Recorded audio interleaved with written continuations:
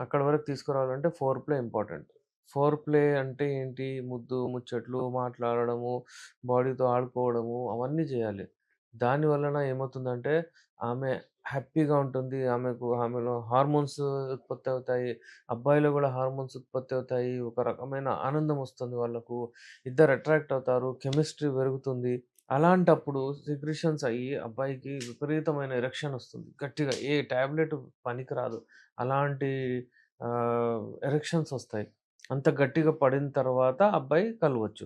అయితే four play చాలా important అబ్బాయి కొరకు. ఎందుకంటే అబ్బాయికి ఎరెక్షన్ మంచిగా ఒస్తుంది.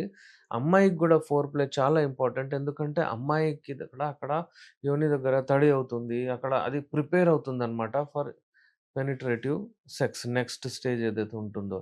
అందుకే దీన్ని డివైడ్ చేయడం చాలా important. 15, 15, 15 minutes. 15 minutes four play, 15 minutes play, మళ్ళీ 15 మినిట్స్ ఆఫ్టర్ ప్లే అంటారు. ఈ 3 ఉండాలి.